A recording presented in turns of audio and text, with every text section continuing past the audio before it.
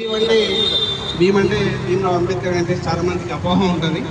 దాని మీనింగ్ చెప్తాను ఫస్ట్, దాని తర్వాత మాట మాట్లాడి పంపిస్తాను. ఎందుకంటే ఎన్నో మనం ఎంతసేపు ఉండలేదు. భీమ్ అంటే జ్ఞానం, చేయి అంటే వర్ధిల్లాలి, జ్ఞానం వర్ధిల్లాలి. జై భీమ్ అంటే జ్ఞానం వర్ధిల్లాలి అని అర్థము.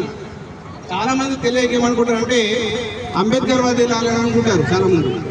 అది చాలా పొరపాటు. భీమ్ అంటే జ్ఞానము, జై అంటే వర్ధిల్లాలి. జై భీమ్ అంటే నీలో ఉన్న జ్ఞానం వర్ధిల్లాలని అర్థము. ఇది ఎవరు కించపరిచేవాడు కాదు.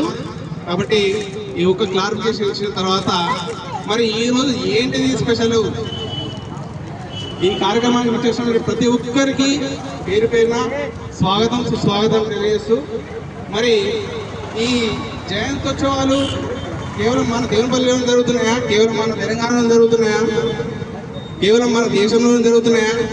కాదు. యునైటెడ్ నేషన్స్ ఆఫ్ ఆర్గనైజేషన్ ఐక్యరాజ్య సమితిలో ప్రపంచ మేధావి దినోత్సవంగా ఈరోజు సెలబ్రేట్ చేయబడుతుంది. కేవలము భారతదేశంలోనే కాకుండా దళిత బిడ్డ కాదు, మానవ జాతి బిడ్డ.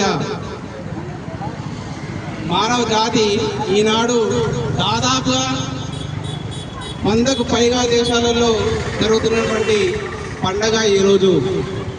డాక్టర్ భీమ్రావ్ రామ్జీ గారి బర్త్ యానివర్సరీ సెలబ్రేషన్స్ మన దేశంలోనే కాదు, దాదాపుగా 100కు పైగా కంట్రీస్లో మరియు ఐక్యరాజ్య సమితిలో సమానత్వ దినోత్సవంగా ఈరోజు సెలబ్రేట్ చేస్తారు. ప్రపంచ మేధావి దినోత్సవంగా ఈరోజు మన భీమ్రావ్ రామ్జీ అంబేద్కర్ గారి బర్త్ యానివర్సరీని సెలబ్రేట్ చేస్తారు.